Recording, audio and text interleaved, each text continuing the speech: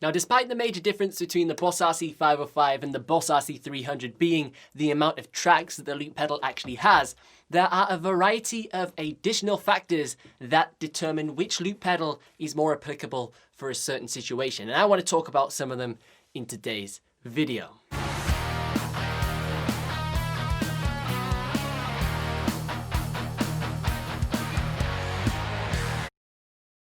Now, the first thing that the Boss RC-300 has that the RC-505 does not is a sub output. Now, I want to address this one first because it's the most obvious one, but not many people really understand how they can maximize the sub output. So on the Boss RC-505, we have our master output, and then we also have an additional headphone output, and we can route certain things to the headphones separate to that master output, like a click track, things of that nature. Now on the Boss RC-300, it goes one step further and we can actually do a sub output.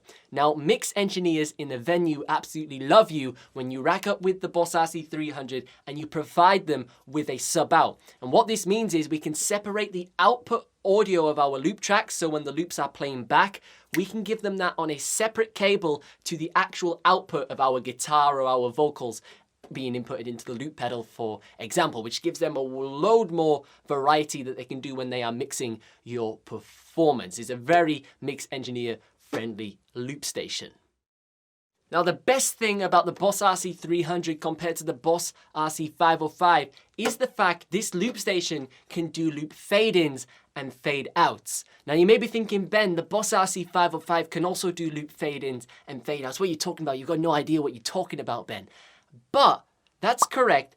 However, the difference with the RC-300 is the way we can specify the measure of the fade in and fade out. On the Boss RC-505, when we are setting up our loop fade in and our loop fade out, we can only select a measure. So we can select one measure or two measures, which is a pretty broad thing. You know, one measure is very long and two measures is super long. However, on the Boss RC-300, we can select the specific value all the way down to a single digit. So from a scale of 0 through to 100, we can specify the speed of the fade in and the speed of the fade out. The fade out time can be so detailed it's unreal. So this basically means, for example, we can have a super short fade out so our loops don't have that super aggressive cutoff like they do. You know, usually when you stop a loop, it's very abrupt and it suddenly stops. Whereas with the fade out, we can set up a fade out of about 5 or 8, something really small, and it just gives our loops that tail